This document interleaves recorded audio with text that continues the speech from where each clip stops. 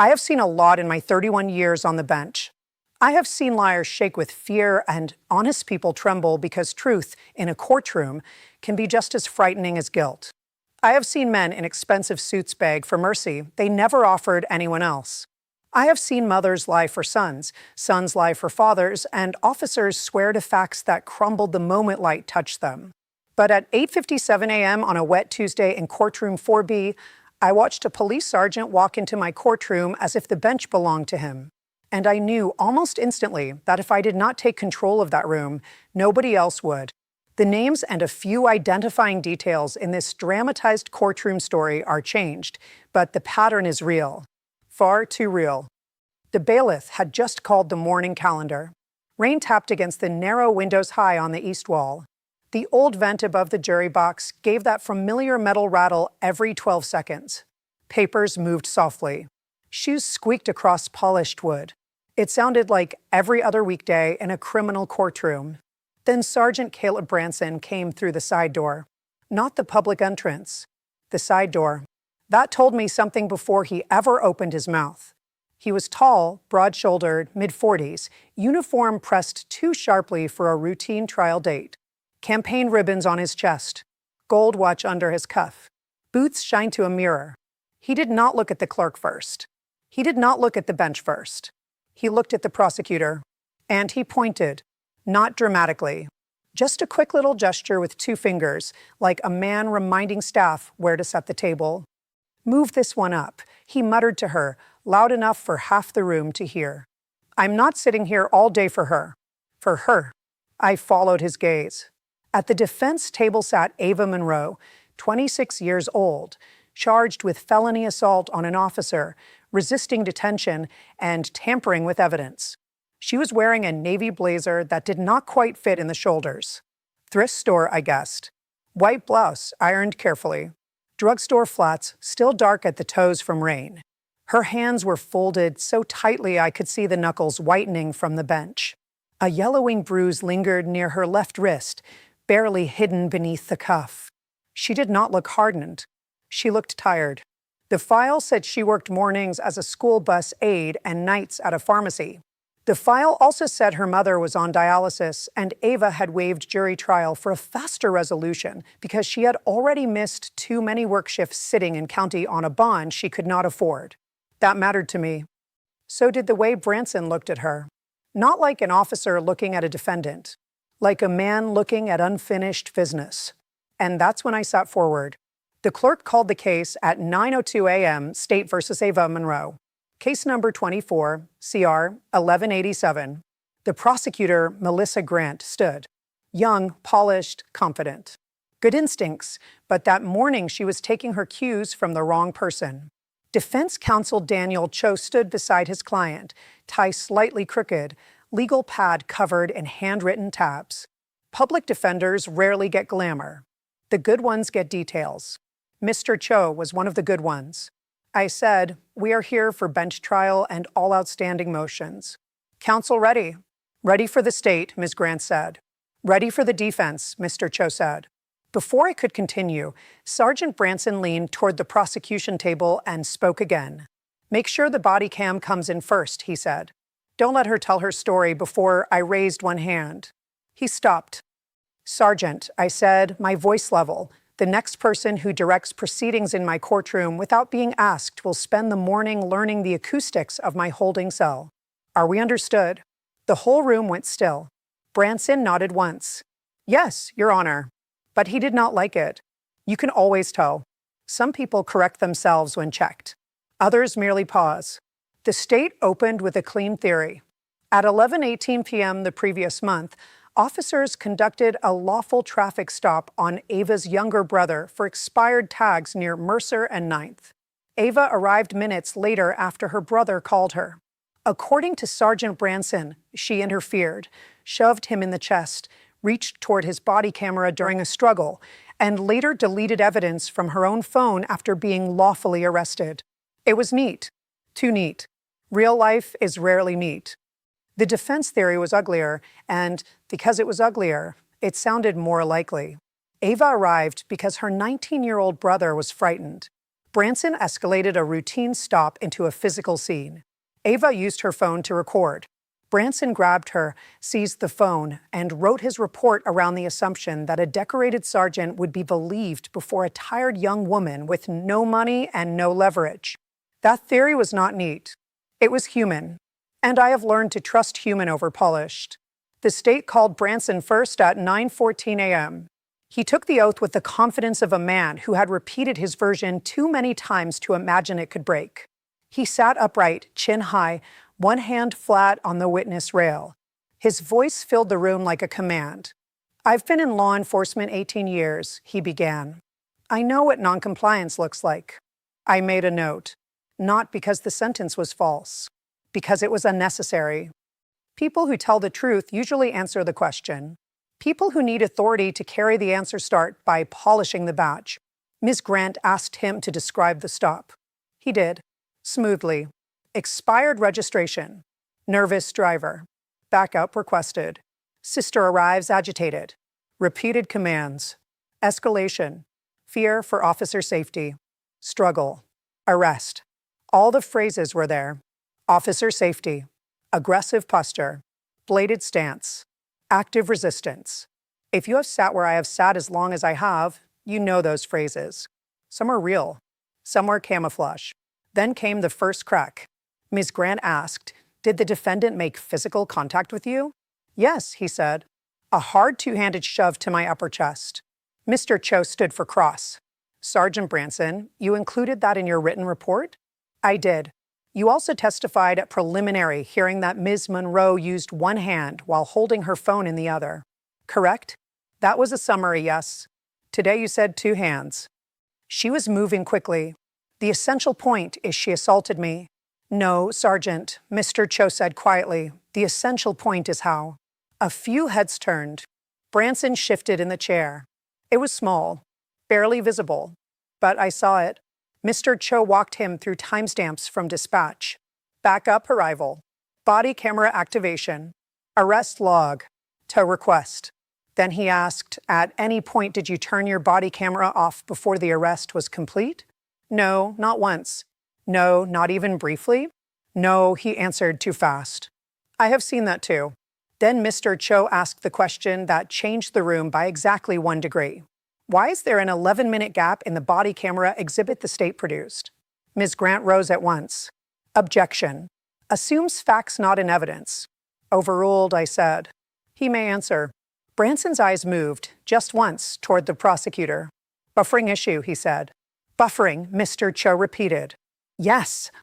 "An 11-minute buffering issue during the precise window in which my client was allegedly assaultive?" "That's correct." "And you know that personally?" "That's what happens with equipment sometimes." Mr. Cho reached for a folder. "No further questions on that point, yet." "Yet?" That word landed hard. And that's when everything changed.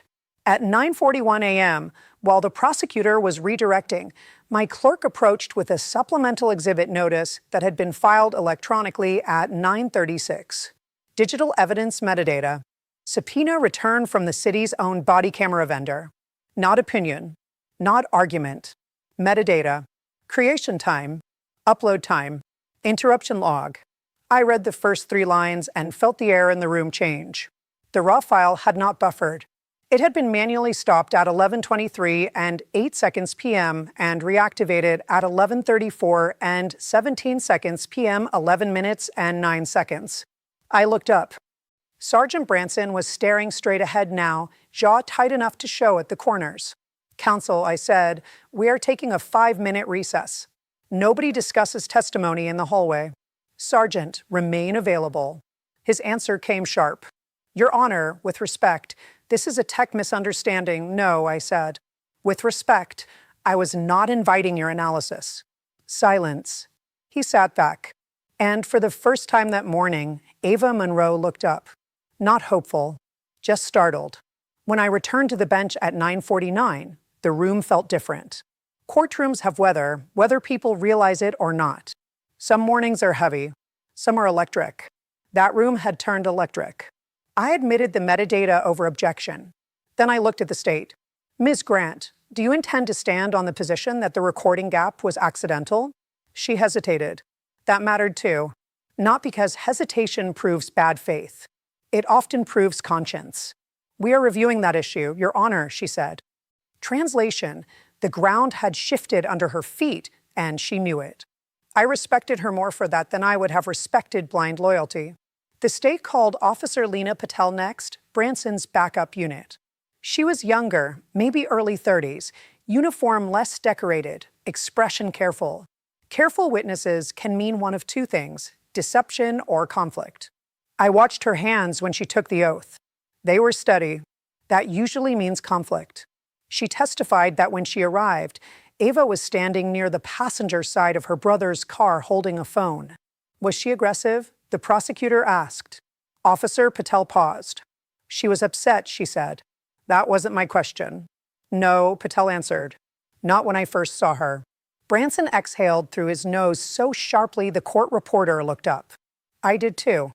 Sergeant, I said without moving my eyes from Officer Patel, you will not communicate with witnesses in this room. Not with your voice, your face, or your breathing. Are we clear? His cheeks flushed. Yes, Your Honor. But the next detail stopped the room cold. Mr. Cho rose for cross and asked Officer Patel whether she heard any instruction concerning Ava's phone. Patel swallowed. Then she said yes. What instruction? Sergeant Branson told her to put the phone down. Anything else? Another pause. The kind that makes everyone stop pretending they know where a case is headed. He said, Patel answered, if she kept recording, he'd book her too. Ava's eyes closed. Just for a second. Not in relief. In memory. You could feel it. The prosecutor tried to soften it. Officer Patel, was that statement made in the interest of scene control? I don't know, Patel said. Did the defendant then comply? No, and what happened next? Sergeant Branson moved toward her. How? Fast. One word. Fast. Sometimes one word does more work than a page of testimony. That was the moment I realized Branson had made a fatal mistake. Not the recording gap. Not the overconfidence. He had assumed everyone else in the room would prefer the comfort of the badge over the burden of the truth. That assumption ruins more careers than any hidden camera ever will.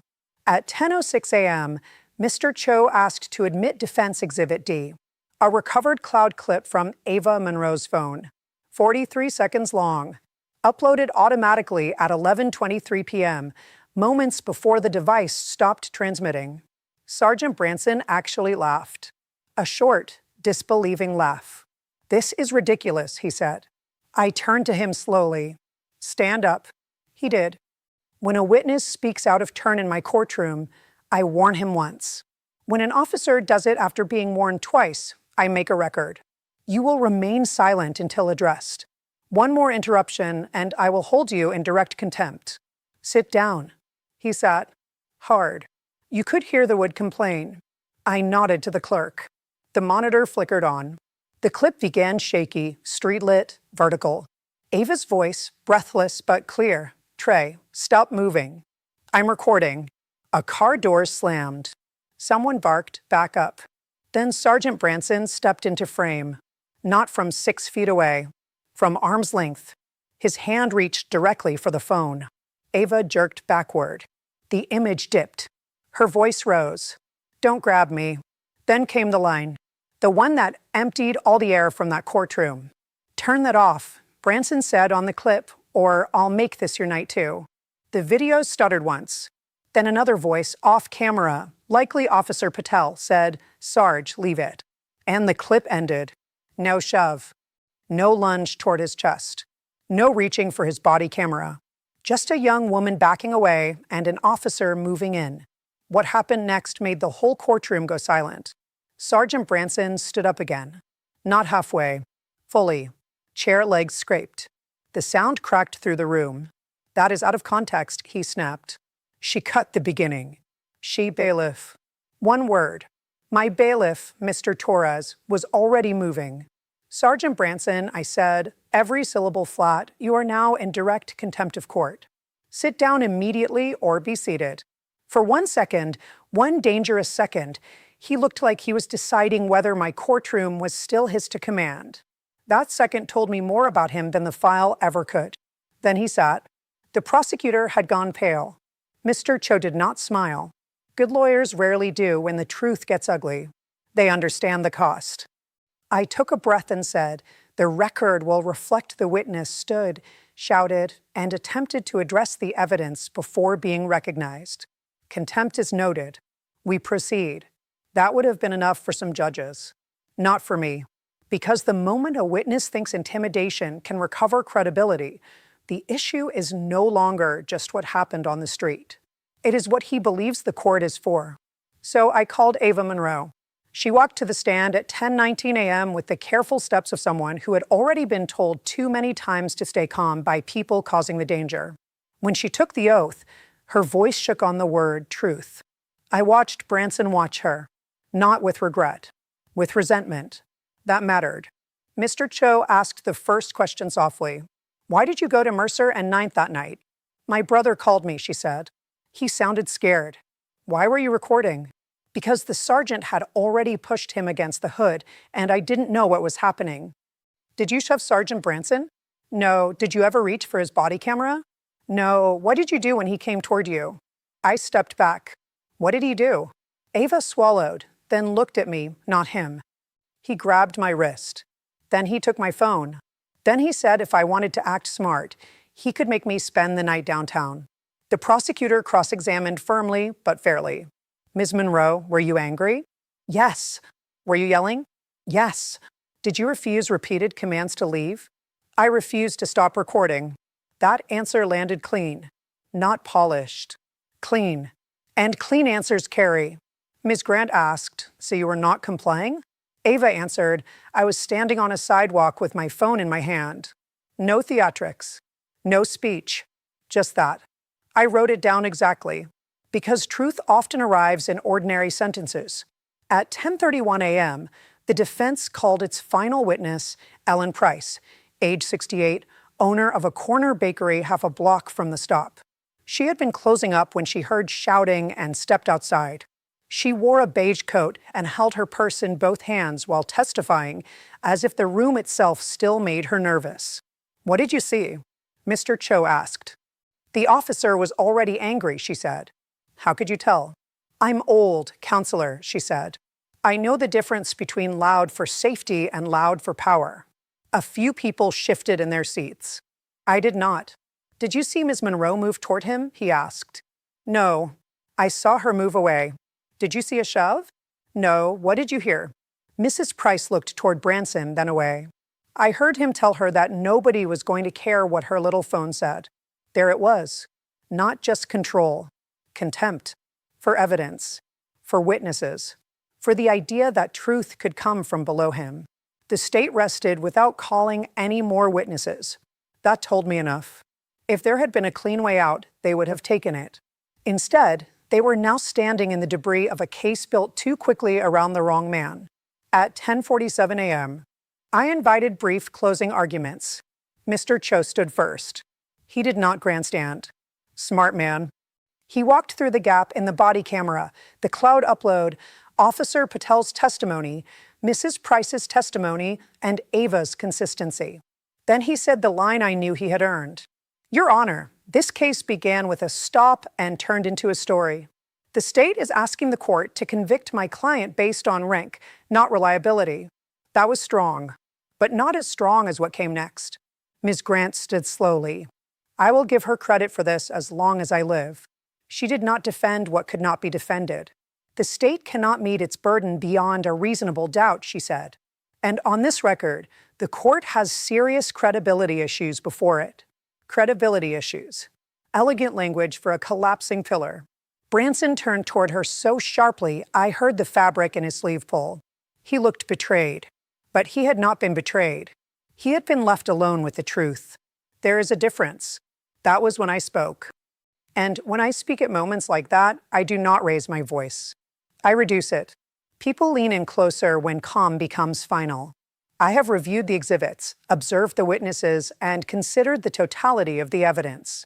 The burden in this courtroom is not carried by uniform, volume, or confidence. It is carried by reliable facts. I looked at Ava. On count 1, assault on a peace officer, the court finds the defendant not guilty. She did not move. Sometimes people do not react when freedom first reaches them. Sometimes the body arrives before the mind. On count 2, resisting detention, not guilty. Her right hand went to her mouth. On count 3, tampering with evidence, not guilty. Behind her, someone in the gallery exhaled a shaky breath that sounded almost like a sob. I continued. The court further finds that Sergeant Branson's testimony was materially inconsistent with the objective digital record, contradicted by independent testimony, and aggravated by repeated attempts to influence the proceedings in open court. Now I looked at him directly. Accordingly, the contempt finding will stand.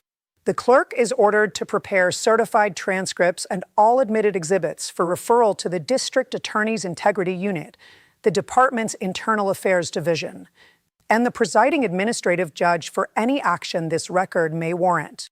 Branson started to speak. I lifted one finger. He stopped. There will be no statement from you in this courtroom today. You could have heard a cufflink drop. Then I turned back to Ava Monroe.